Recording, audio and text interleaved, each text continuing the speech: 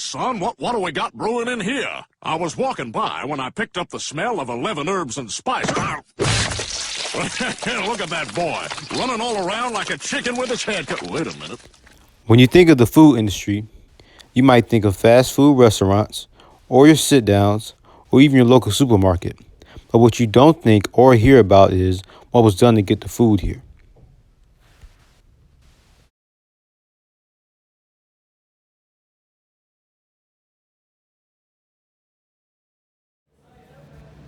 Hello, how are you doing today? I'm good, thanks.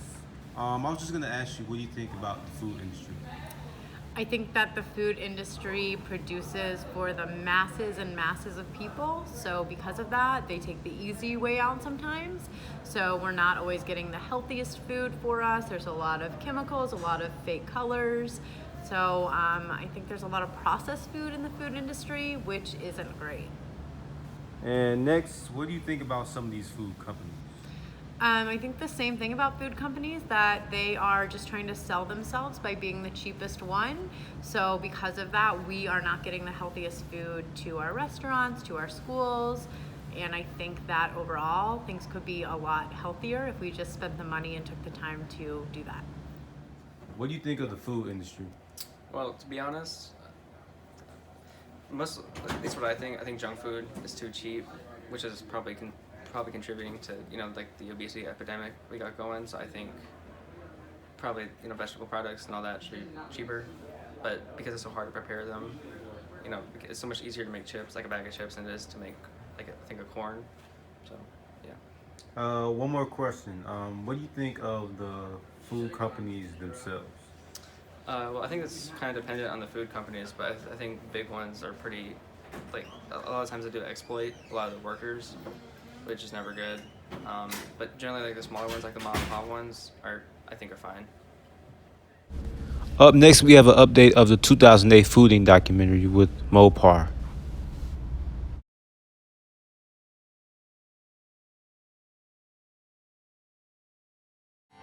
Mo Parr is a seed cleaner from Indiana in the United States.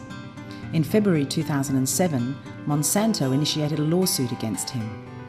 Monsanto claimed that Mo had assisted and encouraged GE soybean farmers to save their seed. And I was accused of aiding, abetting, encouraging, and enticing the farmer in breaking the patent law. Mo couldn't afford the legal fees for a proper trial, so he was forced to settle out of court. However, Monsanto really doesn't care that you win the case, because as soon as you win the case, they're going on to the next court.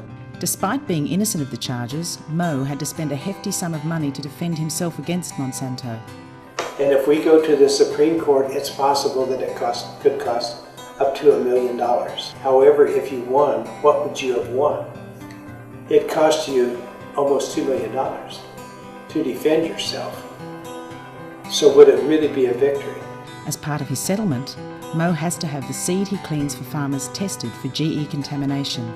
He then has to forward the results to Monsanto. Mo's customers who grow soy are now scared to save seed, and he has lost most of his soy seed cleaning business. Looking at this picture, I'm sure you guys can remember back in 2015 when the health scare over Chipotle's lettuce broke out. Now, while that issue did prolong over a good amount of time, relatively as compared to another incident, it didn't carry on that long. However, in an incident like with Kevin from Food Inc., that was not the case. I'm sure you guys remember from the documentary that Kevin was a 2-year-old boy that ate a hamburger and in about 12 days' time died. The main issue with the food industry, or one of the main issues with the food industry, is a lack of action that's being taken place with these companies when a health crisis does break out. Also, I could talk even more about the injustice that the workers go through. Most of these workers are put on farms, of course, and are actually undocumented immigrants who are just looking for anything they can get by with.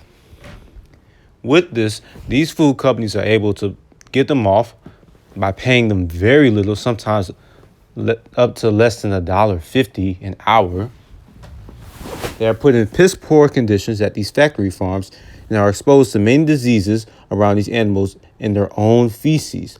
They are unfortunately still subject to being deported, however, as 140 workers at Fresh Mark were arrested by ICE in 1 week back in 2018. In conclusion, due to a lack of communication between producers and consumers, a lack of action being taken when health is at risk, and the overall mistreatment of workers, the industrialization of food production must end now.